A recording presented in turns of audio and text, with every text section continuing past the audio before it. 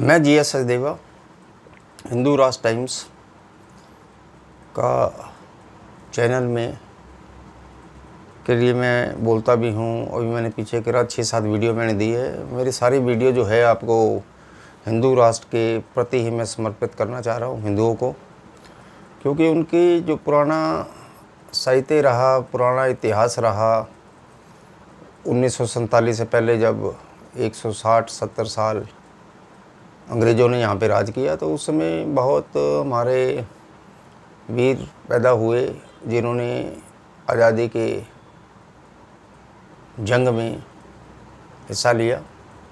वीर सावरकर थे और आपके जिनको फांसी दे दी गई थी, चंद्रशेखर आज़ाद और ये, और उसके बाद आपके आचार्य विनोबा भावे थे, महात्मा गांधी थे, कांग्रेस के बड़े बड़े लीडरान, और ये सारा कुछ जो भी कर रहे थे, सारी चीज़ें इन्होंने अच्छे ढंग से ली और पहुँचे। उनमें से जब इनकी जातियों का हमेशा से क्या था कि ब्राह्मण और उच्च जो जातियाँ थी वो हरिजनों को अपने साथ नहीं बिठाती थी, उनके विचारों से भी सहमत थे, हे दृष्टि से देखते थे उनमें। तो मैं आज डॉक्टर भीमराव अंबेडकर का मैं आपको बताऊंगा परिचय और उनका ज्ञान दूंगा, जिससे कि आपको उससे अवगत हो सके कि उन्होंने अपने समय में गरीब परिवार में पैदा होने के बाद भी कानून मंत्री बने। वो भारत के पहले कानून मंत्री थे जिन्होंने संविधान लिखा।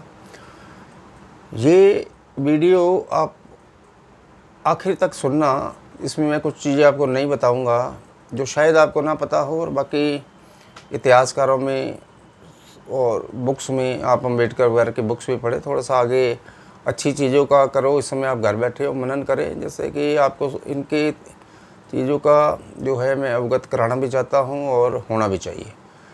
1893 में इनका जन्म एक गरीब परिवार में पुणे महाराष्ट्र में उसके आसपास गांव में हुआ, और घर की स्थिति अच्छी नहीं थी, भरण पोषण तक ही सीमित था, पढ़ाई की कोई व्यवस्था नहीं थी। फिर भी जो भी आप ये समझ के चलें कि ज़रूरी नहीं है कि अमीर के बच्चे जो है वही पढ़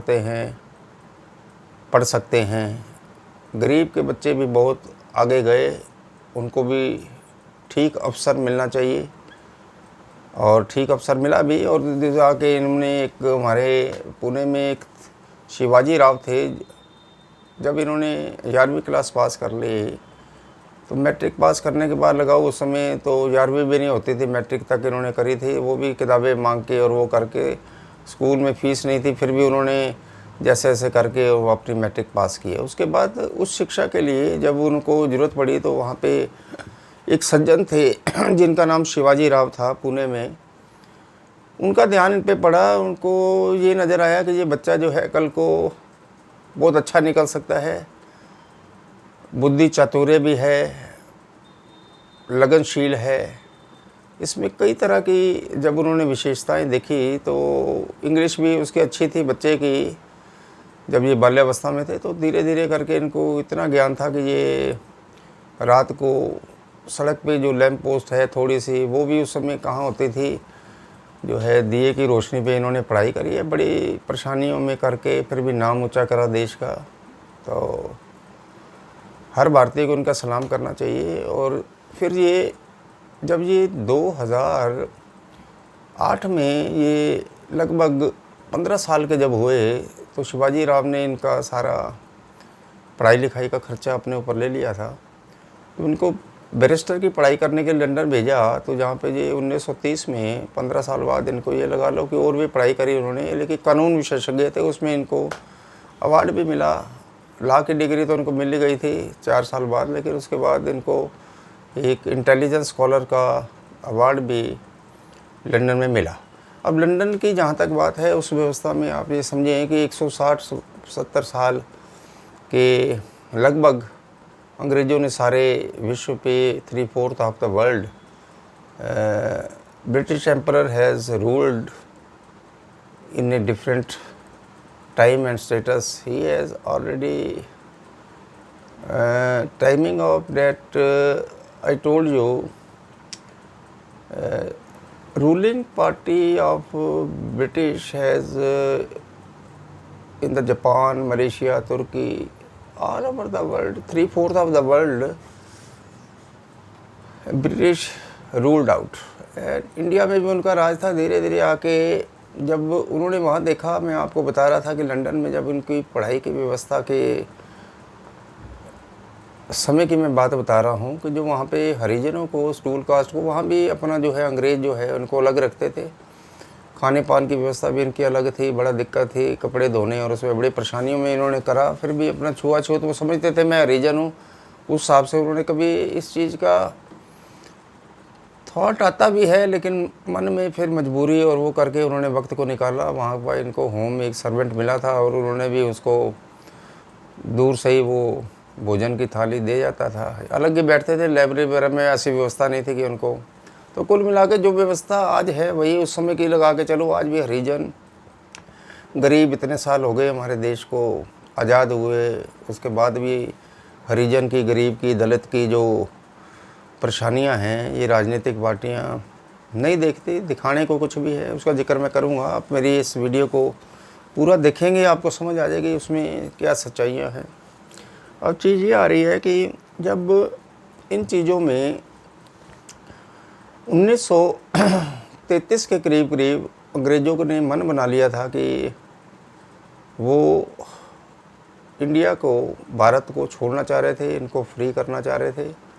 उस समय मुस्लिम और उसके इंडिया को अलग करने के लॉर्ड माउंटबेटन उस समय थे, तो उनकी प्रवृत्ति ये थी कि डिवाइड एंड रूल पे विश्वास करते ही थे। उनकी सोच ये थी कि इनको अलग कर दिया जाए, और दो ही वो टुकड़े करके जाना चाह रहे थे। जो उनकी खुद की नीतियाँ बेस थी वो ये आधारित थी कि इनको, हिंदुस्तान को इतना बड़ा नहीं रहने देना, इनको डिवाइडेड इनटू 2 पार्ट्स।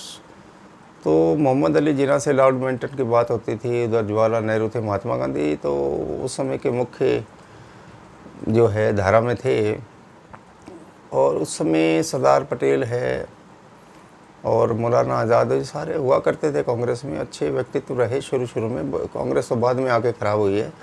अब चीज़ ये आ रही है कि 1940 में आप देखो कि मुस्लिम की जो मूवमेंट थी वो अपने देश बनाने की हो गई थी, जो कि 5-6 साल लगे। बीच में नेताजी सुभाष चंद्र बोस का आगमन हुआ 1943 में। इसकी मैं एक अलग वीडियो दूंगा, नेताजी सुभाष चंद्र बोस की, आपको अगले कुछ दिनों में। जो उन्होंने आज़ाद हिंद फौज बनाई, उन्होंने क्या किया, देश के लिए क्या किया, और कांग्रेस ने उनके साथ क्या किया।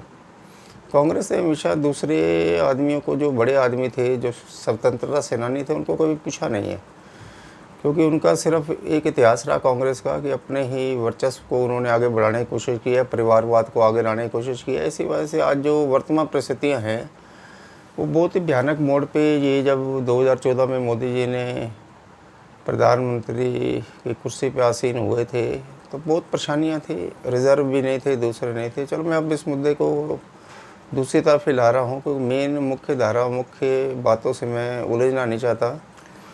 मैं आपको बताऊं कि जब 1947 में महात्मा गांधी, जब देश आज़ाद हुआ, तो पहले बैरिस्टर तो ये थे ही, और इनका पहनावा भी, इनकी हमेशा सोच थी कि मैं हरिजन जो है, मैं ऐसा आदमी बनूंगा, ऐसा व्यक्तित्व बनूंगा। तो उन्होंने ड्रेस वगैरह भी जो उनकी होती थी, अपनी खान पान को अलग कर लिया जाए, तो जो उनकी व्यवस्थित ढंग से जो वेशभूषा थी वो अंग्रेज़ों की तरह थी। डॉक्टर भीमराव अम्बेडकर की जो मैं बात बता रहा हूँ आपको, टाई वगैरह लगाते थे, और वो ये चाहते थे कि एक हरिजन और एक गरीब दलित कहाँ तक पहुँच सकता है, वो दिखाना चाह रहे थे पूरे विश्व को इस चीज़ में। और ज़रूरी भी है, गरीब अगर आदमी उठता है तो उसको उठने का पूरा अधिकार है। मैं तो चाहता हूँ कि बिल्कुल जो व्यवस्था है ये ऐसी होनी चाहिए जिसमें गरीब और अमीर का ज़्यादा जिक्र नहीं होना चाहिए। लेकिन कैपिटलिस्ट कोई कंट्रियाँ होती है, दूसरे हिसाब से है, भौतिकवाद चीज़ों की और देश चलता है। कई चीज़ें देश को, इतने बड़े देश को चलाने के लिए करनी पड़ती है। अब मैं आ रहा हूँ कि जब महात्मा गांधी से इनके वैचारिक मतभेद थे, ये वैसे अपने डॉक्टर भीमराव अम्बेडकर, सुभाष चंद्र बोस, वीर सावरकर से भी मिले, सरदार पटेल से मिले, और नेताजी सुभाष चंद्र बोस से भी मिले थे। 1940 और 47 के बीच की बात बता रहा हूँ। तो 47 के पहले की बात है, 46 की। तो महात्मा गांधी ने इनको एक रिक्वेस्ट की कि आप जो है, चाहे उनके विचार नहीं मिलते थे, उन्होंने कहा था कि पहला संविधान जो देश का होगा, भारतवर्ष का होगा, वो आप लिखेंगे और लॉर्ड माउंटबेटन चाहते थे कि ये संविधान जो है, एक जिन्होंने ऑस्ट्रेलिया, स्वीडन और न्यूजीलैंड का इतिहास लिखा था, उनका नाम जो है जॉन बेरिंग था। वो लिखवाना चाहते थे कि जॉन बेरिंग ही लिखेंगे, लेकिन महात्मा गांधी की जिद के आगे उन्होंने जो है इस बात के लिए मान लिया कि भीमराव अम्बेडकर लिखेंगे, क्योंकि वो कानून के विशेषज्ञ तो थे ही, बैरिस्टर की पढ़ाई करी थी और बहुत बुद्धिमान थे। तो आप ये समझ लो कि उन्होंने 2 साल के जब उन्होंने ये लिखा था, तो उनको संविधान लिखने में 2 साल 11 महीने और 9 दिन लगे थे। भारत का संविधान लिखा गया। जवाहरलाल नेहरू उस समय प्रधानमंत्री थे। पहले जब देश का बंटवारा हो गया था, तो पहला संविधान हमारा जो है 26 जनवरी 1950 को गणतंत्र दिवस जब मनाया जाता है, तो लागू हुआ था। अपेक्षित था, लेकिन उसमें है कांग्रेस ने कुछ चीज़ें और लॉर्ड माउंटबेटन अपनी कुछ बेसिक चीज़ों को डालने में सफल रहे थे। कोई बात नहीं, वो चीज़ें हैं, उस समय की चीज़ें होती है सारी, लेकिन उन्होंने फिर भी भीमराव अम्बेडकर में लिखते समय कुछ थोड़ी चीज़ें हरिजनों के प्रति और वो डाली थी, जो बाद में थोड़ी सी डिलीट कर दी गई थी। लेकिन फिर भी वो अपने जो अधिकार डाले गए थे, उनका वर्चस्व थोड़ा बहुत उन्होंने बढ़ाने की कोशिश किया हरिजनों के उत्थान के लिए, और वो करा उन्होंने सारा कुछ। अब उसके बाद ये अपना जो है ज़्यादा, पहली बार क्या हुआ 1950 और 52 के बीच की बात है, जब इन्होंने जो है लोकसभा के लिए टिकट जो है इनको नहीं मिला था। फिर ये इंडिपेंडेंट वहाँ पे कांग्रेस के अगेंस्ट खड़े हुए थे, जो कि बाद में ये चुनाव हार गए थे। लेकिन कांग्रेस के कुछ आदमी इनकी बहुत फेवर में थे, और इस वजह से इन्होंने फिर उसको राज्यसभा से जो है कांग्रेस में डाला था। कानून मंत्री ये थे। फिर उसके बाद ये है कि 1900 आप ये लगा के चले 52-53 के बाद क्या हुआ कि इनकी तबीयत थोड़ी सी अस्वस्थ रहने लग गए थे। तो फिर इन्होंने 1953 में आप ये लगाए कि इन्होंने बौद्ध धर्म जो है अपनाया था, और श्रीलंका, भूटान और इधर काफ़ी ये चर्चित रहे, घूमे, और बौद्ध धर्म में इनको, उसमें कोई बात नहीं है कि अगर एक हिंदू है उसको बौद्ध धर्म में जाते हैं, उनकी अपनी सोच होती है हर इंसान की, वो उसको अधिकार भी है, कहीं भी जा सकता है। इसमें कहीं व्यक्तित्व के ऊपर कोई ऐसी छाप और वो नहीं लगती है। बहुत अच्छे ये इंसान रहे। मैं अब उन बात पे आ रहा हूँ कि जब उनकी डेथ से पहले इन्होंने क्या किया कि हुतात्मा चौक पे 1940-42 की बात है, अंबेडकर भवन बना हुआ, कभी आप महाराष्ट्र मुंबई में घूमेंगे तो वहाँ उन्होंने 4350 रुपये में जो रजिस्ट्री कराई थी। अब मैं जिस बात पे आ रहा हूँ वो गौर करने की बात है कि एक इंसान को जिनका व्यक्तित्व अच्छा होता है, वो अपने परिवार को परिवारवाद और उनमें नहीं जाता, ज़्यादा ये देखता है कि देश का कहाँ हित होगा, देश कैसे आगे बढ़ेगा। तो जो उन्होंने वो रजिस्ट्री कराई थी, अंबेडकर भवन था, उन्होंने अपनी विल में लिख दिया था कि ये जो जगह है मेरे किसी भी सगे संबंधी को और मेरे कोई भी जो लीगल हायर्स हैं उनको नहीं मिलेगी, ये मैं देश के नाम समर्पित कर रहा हूँ। और जो शेड्यूल कास्ट एसोसिएशन बनाई थी, आज भी आप देखें अम्बेडकर भवन है, और इन्होंने ये बढ़ाई है चीज़। तो अधिकारिता की जहाँ तक बात है कि जो जनजातियों के लिए, हरिजनों के लिए इन्होंने किया, कोई कर नहीं सकता। एक अम्बेडकर भवन दिल्ली में भी है, वो भी इन्होंने अपने ही पैसे से लिया था, और वो भी राष्ट्र के नाम समर्पित कर गए थे। आप ये देखें, अब मैं आता हूँ वर्तमान पे, तो भीमराव का जहाँ तक जितनी स्थितियाँ जो इस समय वीडियो में कह सकता था मैं आपको बता दी हैं। Coming to the next step, आज का जो वर्तमान है, आप ये देखिए कि राजनीतिक पार्टियों ने देश आज़ाद होने के बाद दलितों को हमेशा संकुचित दायरे में रखना पसंद किया है, उनको नीचे की ओर रखा है, उनकी तरफ ध्यान नहीं दिया। तभी उनका जो है आधार और जो बेसिक चीज़ें उनको मिलनी चाहिए थी, वो आज वर्तमान तक उनको नहीं मिल सकी हैं। कोशिश बहुत की गई उनकी तरफ से, कुछ आदमी होते हैं जो बहुजन समाज के, लेकिन आप वर्तमान में देखिए आप कि जो बहुजन समाज पार्टी राजनीतिक वर्चस्व को लेके और हरिजनों की, दलितों की जो पार्टी बनाई थी मायावती ने, और जो आपके इनके काशीराम जी थे, तो उसके बाद भी सिर्फ इनका नाम यूज़ किया गया, और सिर्फ दलितों का डॉक्टर भीमराव अम्बेडकर। अगर भीमराव अम्बेडकर के सिद्धांत भी ये आज चलते और उनको व्यवस्थित ढंग से रखने में ये कामयाब हो जाती बहुजन समाज पार्टी, तो आप ये समझ के चलिए majority of the voters of the low category, Dalit समाज और the different class of this related to, तो ये आज वहाँ पे एक अच्छा स्थापित कर सकती थी। लेकिन मायावती हो या राजनीतिक पार्टी की कुछ भी है, भाजपा को मैं इससे अलग कर देता हूँ। लेकिन जो भी रही, उन्होंने अपना वर्चस्व स्थापित करने की कोशिश करी। उनकी सोच हमेशा कमाने की रही, अपनी चीज़ बनाने की रही है, जो कि गलत है। देश का, राष्ट्र का जो इंसान सोच नहीं सकता तो वो आगे कुछ बढ़ नहीं सकते। वही चीज़ बहुजन समाज पार्टी के ऊपर लक्षित होती है पूरी। तो संदेश ये जाता है कि जो नीचे के तबके के और सबको लेके साथ चलेगा, सबका साथ सबका विकास, जो कि हमारे मोदी जी का कथन है, तभी ये देश आगे की तरफ बढ़ेगा। राष्ट्र आगे तब बढ़ता है जब करने वाला जो इंसान है वो, उनको इस बात की एक ध्यान होना चाहिए कि मैं सबके लिए करना है। यहाँ हिंदू, मुस्लिम, सिख, ईसाई का बोध नहीं है। वो दूसरी बात है, ये अलग मैं चर्चा करूँगा कि मुसलमानों का रवैया हमारी अपेक्षित सोच से मिलता नहीं। क्या होना चाहिए, क्या नहीं है, डिफरेंट अपने अलग अलग विचार होते हैं। इस बारे में ज़्यादा इसे मैं नहीं कहूँगा। तो मैं अपने मुद्दे पे हूँ और मैं इस वीडियो को इस समय यहीं पे अपेक्षित करके आने वाले समय में मैं आपको अच्छी वीडियो जो है, इनसे संबंधित महानुभाव जो है, हमारे स्वतंत्रता सेनानी रहे हैं, जिनको कांग्रेस ने हमेशा बोना बना के रखा है। तो मेरा मन है कि लोगों को पता चलना चाहिए इनकी सांस्कृतिक और इनकी जो है सारे व्याख्यान जो है अच्छे विचारों में आपस में करते रहेंगे तो debt is good for the country to come in future. बाकी ये हिंदू राज चलेगा, हिंदू समाज आगे बढ़ रहा है। हम दलित और इनको कभी अलग नहीं समझते। गरीब आदमी को गरीब समझना इंसान की सबसे बड़ी भूल होती है।